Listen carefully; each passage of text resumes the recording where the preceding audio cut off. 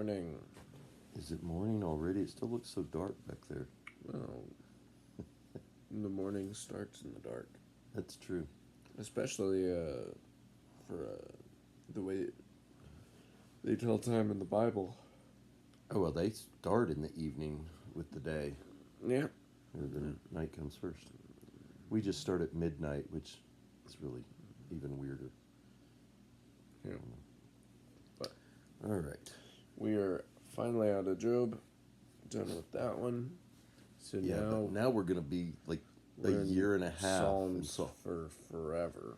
For 150 weeks. No. Did you count how many years there I did are? not. There's a lot, though. It's like 50 or 60 at least. Fun. Well, yeah. We'll be there for a while. Yeah. All right, so... Are you awake? Yeah, I'm awake. I just... Apparently I'm not breathing regularly enough. So we're in Psalms chapter 3, and we're going to go ahead... Psalms doesn't have chapters. We're in Psalm 3. The third psalm. The third Psalms. And we're going to go ahead and read it. A psalm of David when he fled from Absalom his son. O Lord, how many are my foes? Many are rising against me. Many are saying of my soul, there is no salvation for him in God. Selah. But you, O Lord, are a shield about me, my glory, and the lifter of my head. I cried aloud to the Lord, and he answered me from his holy hill, Selah. I lay down and slept. I woke again, for the Lord sustained me. I will not be afraid of many thousands of people who have set themselves against me all around. Arise, O Lord, save me, O my God. For you strike all my enemies on the cheek. You break the teeth of the wicked. Salvation belongs to the Lord. Your blessing be on your people. Selah. So, I think the first thing that we want to note here is this obviously says it's a Psalm of David when he fled from Absalom. Yeah. You would think that this being Psalm 3, that it would have been early in David's life. You know, 1, 2, 3, started thinking before he was king. Yeah, even when he was a shepherd boy or something. Yeah. But the Psalms are not in any kind of chronological order at all. I mean, and that's they're grouped together in some odd ways. Yeah. I mean, somewhere in here you have a Psalm of Moses, and it's all the way at 90. Right. So you getting they're not. And you've got that kind of order. Some psalms that oh man, I'm sorry. Some psalms by like King Lemuel. That's Proverbs. That's his name. Or is it? That is Proverbs. Proverbs is King Lemuel. Yeah, getting my stuff mixed up. Yeah. But there are some other psalms, obviously, besides just David. Although David did write a lot.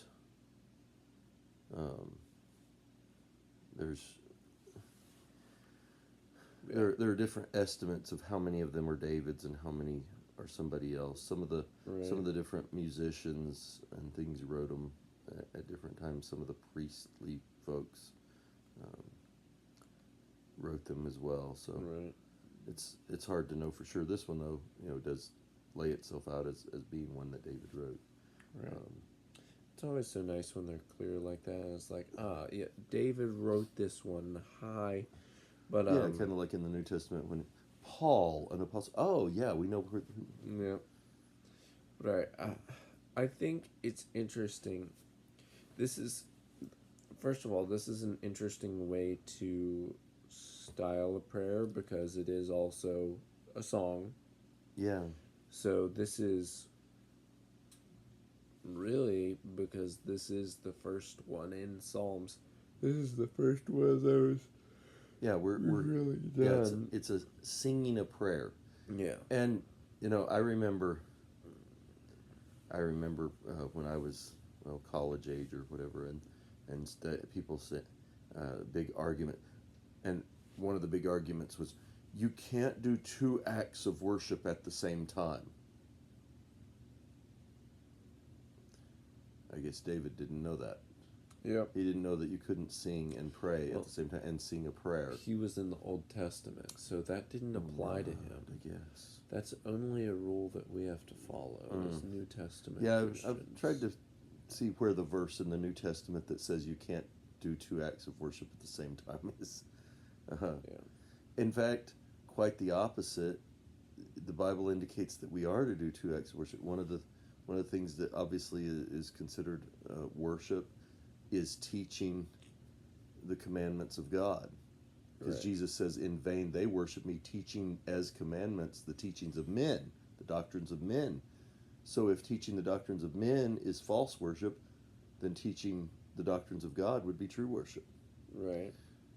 And what are we supposed to be doing with our songs? Teaching and admonishing one another. Right. So we're singing and teaching God's doctrines at the same time. Right. And not every song, obviously, is a song of teaching doctrine. Right. But some certainly can be. And so that's one thing. There are going to be different kinds of psalms, just like we have different kinds of songs. Right. And so the psalms are going to look in different directions. And obviously not all of the psalms are prayers. Right. Some of them are certainly. I'm sure a lot of them are. You said like about 50 is what you said? I'd say it was at least 50. I think it may have been 75 or so of them. Well, that's a lot. Between half to a third of the book. So that's there's quite a lot that are and quite a lot that aren't. And again, obviously he addresses, "Oh Lord," he starts, "Oh Lord." Oh yeah. But even in songs that are not necessarily considered prayer, we might still address that song to God. Right.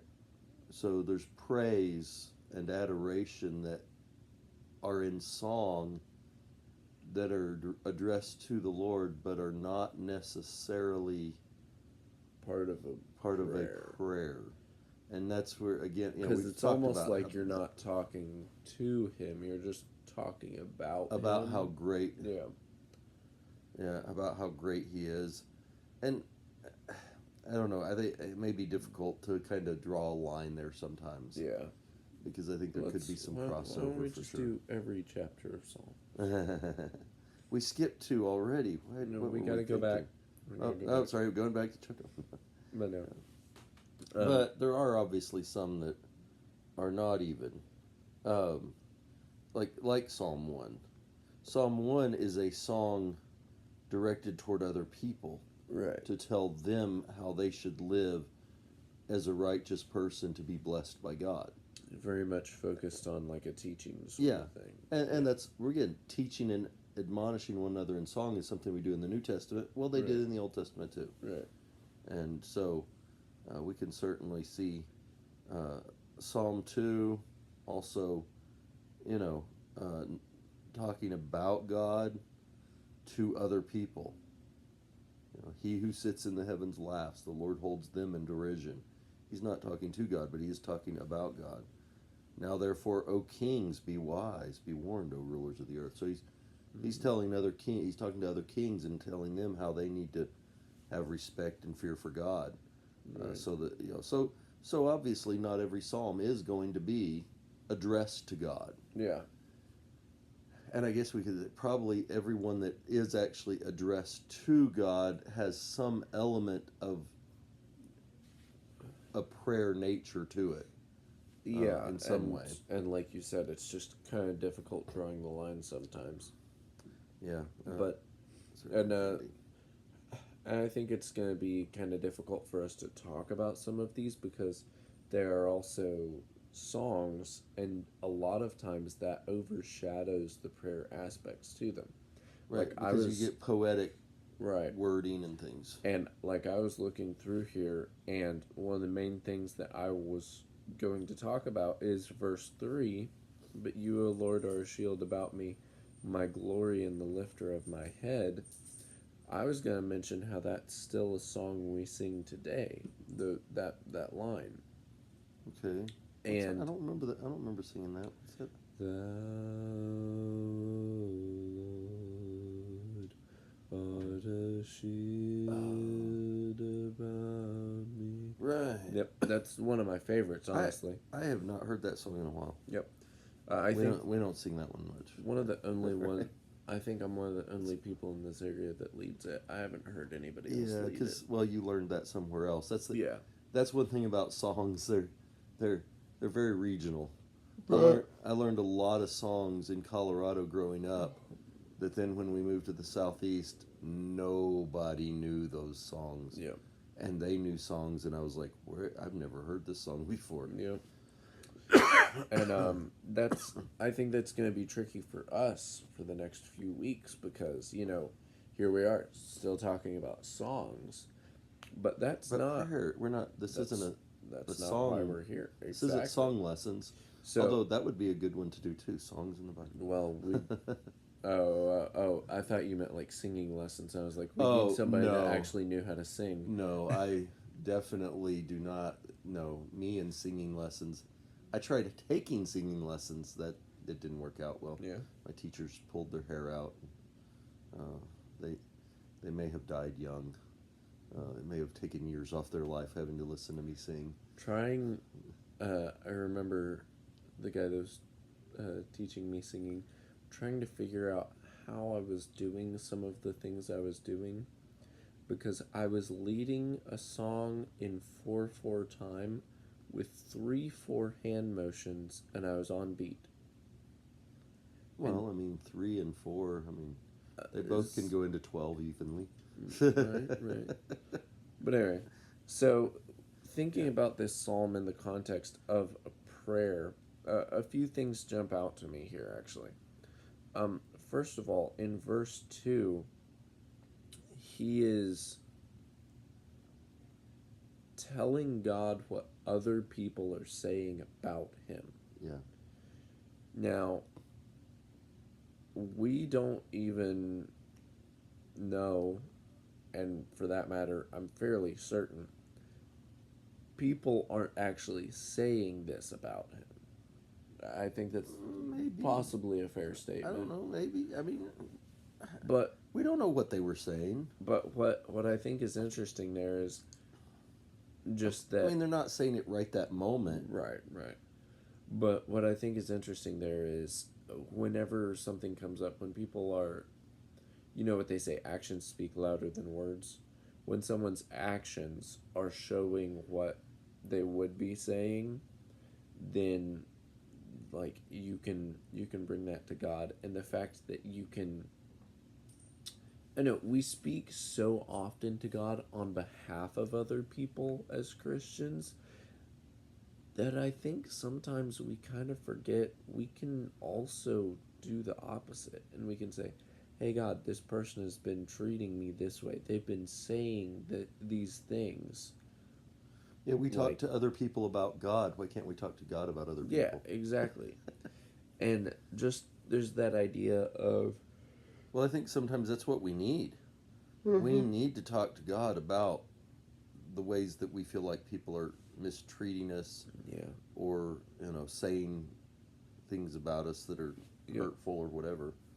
I mean, why not? Yeah. And it's on kind of back on the song side of that, there at the end of verse 2. Yeah. That Selah, which is then mentioned 2 more times at the end of verses 4 and 8. Yeah. Which is just, it's kind of weird. Nobody knows. Yeah.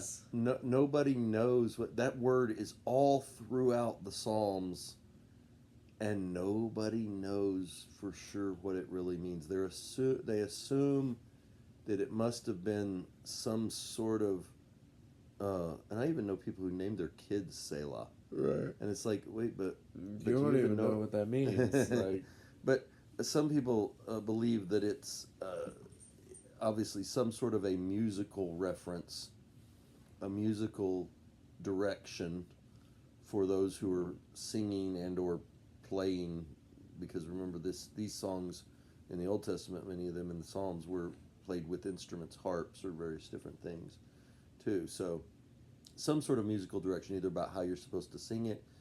Some people believe that it means basically pause, like a rest, Right. like we would have. But yeah, it's definitely an interesting one. You know, if the spacing was any closer on them, I would think it would be like breathing marks for like flute players or woodwind players, because I know on modern music, as they have the music, they'll have markings that will say, yeah, Pause, yeah, rest, take a break, take a breath, yep, take a breath for the next section. But yeah, it's yeah, an interesting one for sure. Of course, if that's the case, boy, they're gonna make it all the way from verse 3 down to from verse 5 all the way to verse 8, four yeah, verses without a breath.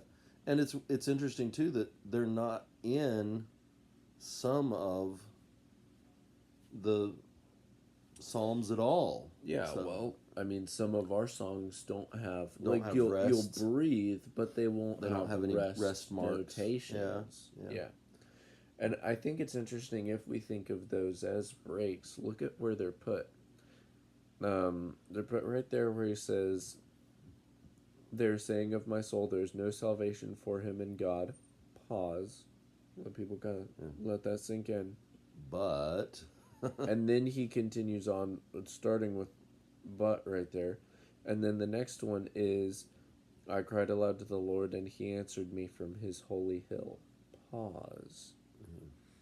And that's interesting. And I think the way he has things set up in verses 4 and 5 is also interesting because of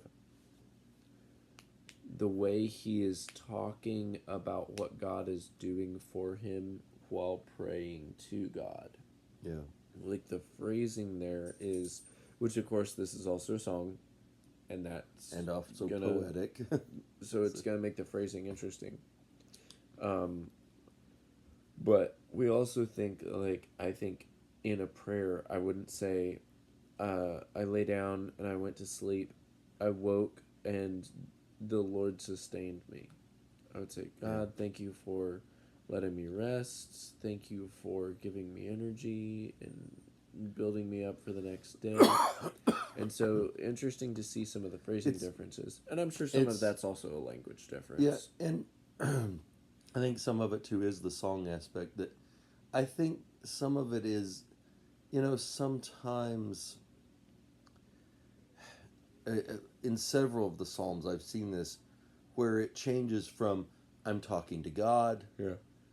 and then it's on some of them it's almost like there's a chorus where okay, now I'm going to talk to the people. Yeah. Okay, then I'm going to come back. I'm going to talk to God some more. Yeah. I remember with some of the psalms that I've studied that being a common thing, where, and here he's got first I'm talking to God in verse 1, Right. and then I'm talking about the things people are saying in verse 2. Yep. Then I'm going to talk to God some more. Then I'm going to tell people what I did Yep. and what He did Yep. in verse 4, and then in verse 5, I'm going to talk about what I did and what God did. Yep. And then in verse 6, I'm going to talk about what I did. And then verse 7, it's back to, okay, O Lord, save me. Right. Just arise and save me, God. And then back to talking to God. You strike all the enemies on the cheek. You break through it. And then back in verse 8 to end it again, salvation belongs to the Lord. Talking to other people about the Lord. But then your blessing, back to talking about God. Even within that Yeah. one verse, Yeah. he goes from speaking to the Lord in the third person to talking to the Lord. And And that's that's something we saw a lot in Job as well, where Job would be back and forth. talking to God, talking to one of his friends, talking about himself. Yeah. And I feel like A lot of back and forth there. the Old Testament, maybe it's a Hebrew thing, maybe it's just the way the Bible was written. Conversation with God seems to be very fluid. Different than the way we think of prayer Yes, usually. because the way we think of prayer is very, very structured, very focused on, okay, I'm talking to God, I'm not doing anything else, I'm not talking to anyone else, I'm not talking about anything else. It's just very much just on God. But one of the things I think we can learn from a lot of Job, and I think we're probably going to see more as we get more into Psalms, is as long as our mind is set on spiritual things, or even if it is set on some physical things, as long as we're looking at it with a spiritual outcome and we keep God in the picture, Yeah. that prayer with God, that conversation with God, should just kind of flow through our lives. It's not a one and done. It's not, okay, I got my morning, I got my evening, I might have a little prayer somewhere in between. Yeah, at a It's meal or something. it's just a constant ebb and flow of conversation, and because he's always with us. And so think about how you would Pray talk. without ceasing. Pray That's what without Paul ceasing. said. And think about how you would talk if you had a human that was constantly with you. You're not just going to have one conversation here and there. You're going to have running conversations that just go throughout the entire day, the entire week, the entire month. And that's really, I think that's how we can see they talked to God in the past, but in modern times, we've we've definitely, I think, lost that. I think we've kind of put prayer in a box Yeah. that it has to be in this format, it has to be done this way and that way, and Yep. these are the limits and these are the rules. Yep. But as we've been going through this, we find why the lines on the edges of prayer aren't quite as clear No. cut as we've tried to make No. them be. And I think that's another thing going back to the acts of worship that you talked about, where it's like, where are the acts of worship talked about in the Bible? Yeah. Like it'll say, this is worship. But then there are things that it says are worship that we don't include as acts of worship. Yeah. Like you said, teaching. Well, Like we have class time. we think about the sermon as teaching, and Right. that preaching is Right. But But oftentimes that's the only thing that's but then we considered think as about worship. just in our daily lives, if we're teaching someone what Yeah. God's teachings are, Yeah. we're worshiping Him when we do that. Yeah. Not all, and that's another. Not all worship has to be done during an hour on Sunday morning Yeah. or Sunday night or whatever. I mean, it's worship is something that. Now, I don't go so far. I wouldn't go so far. Some people say everything a Christian does in his life is worship. No, some parts of life are just life. Yeah. But there are certainly times in your life outside of that quote worship hour that you better be worshiping. If the only time you worship God is between 10 and 11 on Sunday morning or whatever time your church has the assembly, You're gonna have a rough relationship. yeah, that's Yeah. not appropriate. That can't be the limit to it. And I think about, first of all, I think a lot of how we pray nowadays has been just completely overtaken by our concept of public prayer. Yes. Because we have public prayers every single week, oftentimes that's the only side of prayer we really see. Right. And so nobody sees private prayer because it's private. Right. And because of that, no one is taught how to pray privately because it's private. And since no one's taught how to pray privately, some details and some fluidity is lost because public prayers are rigid. They are structured. They are almost formal in a way, depending upon who's doing it and where it's being done and what the circumstances are. Yeah, and there are certainly a lot of things that you would just not really talk about in public. Yeah. But I this, think we talked about that in another video about the difference in public and private prayer. reading this and kind of putting some of this together reminds me about something Cody and I were talking about, actually. About one of his family members who, when they pray, they do this in the prayer. Like if they've got family gathered around, he'll start praying for, and like almost talking to that family member, and then direct the attention back to God, and then talk about himself. And Yeah, it's like more like this. this, and it's an older person. So I'm wondering if this isn't even just a new, like if this isn't just a modern thing, but this is a new modern thing. I don't and know. and the older I don't people. even remember when I was a kid hearing anybody pray this way, really. Yeah. Even, And 40 years ago or yeah. so. And Even even the then, older people then that would have been, this is still more of the a private kind of thing, and that's the right. thing is. Yeah, just family Yeah. gathered around. Yeah, It's a little this different than in worship hour. exactly. And so I don't know, but what maybe there are a lot of older people who privately still pray Pray like that. differently than they Yeah. do in public. That's very possible. I mean, it makes sense that you're going to pray differently in a more intimate setting. Yeah. Um, yeah, this. The more I think about it, I think the closest that we get to hearing this kind of thing. So, like when he says, well, maybe not so much that they're saying part, but later, and he's not so much talking to other people in this one as he is talking about what he's doing and what his own life. But we will sometimes in prayers hear people say something like, Lord, help us to. And so you're talking about, somewhat like directing something at somebody else. Well, Lord, help us to go out in our communities and be a good example to the people around Right. us. Okay. Right.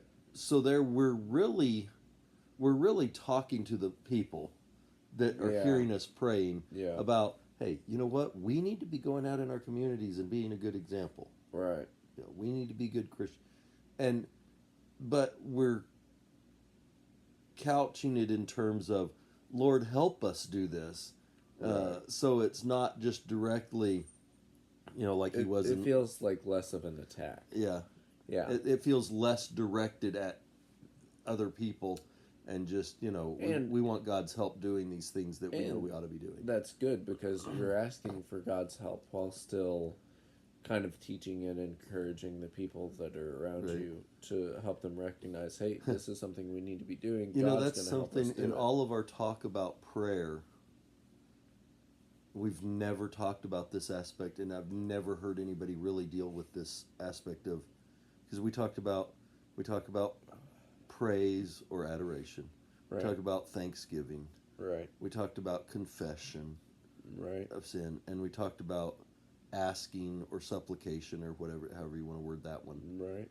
But what we've never talked about is the aspect of prayer that is teaching. Yeah. I've never heard anybody talk about and teach about prayer and teaching others, admonition of others as a part of prayer. Yeah. We do it in psalms, hymns, and spiritual songs, teaching and admonishing one another. Right. But what about prayer? Yeah. I mean, we see David's And not only asking God for help, but he's teaching and admonishing other people along the way. and even Jesus did that in the Lord's Prayer, where you think about how the disciples came to him, and was it Peter said, "How many times should I forgive?" Yeah, he talks about And should give and 70 then in times the 7 Lord's Prayer, he says, "Forgive us our sins as as we we forgive. forgive our debtors." Yeah. So he is teaching. He's doing more than just teaching them to pray. He's continuing that whenever it happened, that concept of, okay, if you want to be forgiven, you got to do some forgiving. And that's, you're right. I don't think I've really heard people talk about that. And I wonder if that's just because it's more difficult to do that in a prayer than it is Yeah. in a song. Because It could in be. a song, I feel like and again, maybe that's just our preconceptions of The prayer difference in that prayer and song. I feel like songs are less structured in a way in what we can talk about Yeah, there's versus a in a difference there. prayer. How do you teach someone in a prayer without directly talking to them and just talking to God? And Yeah. again, if we go back and forth like David and Job do, you can pray to God. God, please help us to reach out into our community. All of you out there, I want you to listen. I want you to pay attention to my words as I'm praying to God. Right. And let's work together to reach out into our community and then go back to the prayer. Yeah, look And at all the that's, things in this one that he says to other people. I cried aloud to the Lord, and he answered me from his holy hill. yeah. I lay down and slept. I woke again, for the Lord sustained me. Mm-hmm. I will not be afraid of many thousands of people who've set themselves against me. And so all of those verses, salvation belongs to the Lord. Yeah. All of those phrases are things that are telling other people that are singing this song, hearing this song, this prayer song. It's telling them okay, the Lord's going to answer you if you cry aloud. The Right. Lord's can sustain you too. You don't have to be afraid, Yeah. even though you're surrounded by enemies. And again, salvation belongs to the Lord. So, And I think it's interesting. You can divide that up in almost two parts where those verses are him talking to God. Then he talks to the congregation almost. Then he talks to God. And then he talks to people again. And that's a very, like, you've got 3-3-1-1. yeah, It's formatted almost. yeah. I feel like that had to have been Well, intentional. a lot of poems and things are. Yeah. There is a certain layout for the way a poem goes. Yeah. But and of course, this being poetic again. Remember, obviously, we think of poems a lot of times as this has got a rhyme or there's got to be a certain beat pattern or something. This is, I guess, in modern terminology, this would be more free verse. Well, Yeah, that it's and Hebrew poetry is much it's more very different. about the subject matter Yeah, and and repeated word ideas, play. and yeah, Theirs is much more about word play, whereas uh, British poetry is much more about format right, and styling. yeah, And that's why it leads me to think that 3-3-1-1 is very intentional, is because it could be. he's playing with his themes. All right. Well, as we get ready, we need to finish this up. The Yep. last thing I wanted to talk about was just the subject matter, I guess you could say, or the topic of his prayer here. It's a prayer for help and defense from his enemies. Right. And that's throughout it, is that, Oh yeah. I've got these people are saying bad things about me, there are enemies surrounding me, Right. many are rising against me, look how many foes I have, Lord. Right. And then Arise, you're save me. you're my shield, you Yeah. sustain me, save me. You can strike all my enemies, you can break their teeth, you can smash the bad guys for me. Yeah. um, and so, yeah, that idea being throughout, that's what the topic of this Right. prayer is Lord, save me from my enemies and beat them up for me. And that's such a interesting concept because I mean, when are you gonna pray that nowadays? Like, it's in America Yeah, currently. yeah, We don't really have a lot of, like, there's people that we don't like. There's people that you maybe don't want to work with or be yeah, people you don't get around. along with, they don't get along with you. Maybe they do say some bad things about you, Yeah. but they're not usually trying to hunt you down and kill you, Yeah. which Typically is a not. little not very common for Yeah. that to happen. And I think a lot of a lot of us as modern Christians will read through this and we'll think, well, this is very harsh. He's talking about his enemies. He's talking about God break the teeth of the wicked. This is very harsh. As Christians, we're supposed to be forgiving. But we need to put this in some context. He's running from Absalom. And do you remember what happened when they caught Absalom? His commander killed Absalom, and David was upset. He wept, yeah. Even though he's on the run, even though Absalom and his soldiers have taken the throne and from remember, him. Absalom was his own son. Yeah, yeah. You're not planning to get a coup going against me, are you? Do you have a throne for me to take? No, not really. Well, there we go. I don't think we have to be worried. The advantages of not being a king. There you go. So Absalom takes the throne from him, sends him on the run, and despite all that, and despite David even asking God to strike him on the cheek even despite and break their teeth. this, But he didn't want their psalm, heads cut off. Yeah. When he finds out Absalom's dead, he's upset. So Well, it was still his son, and he loved his son. He just Yep. David was like some fathers who really had difficulty expressing his love for his children in a proper way. It was a struggle for him. Yep.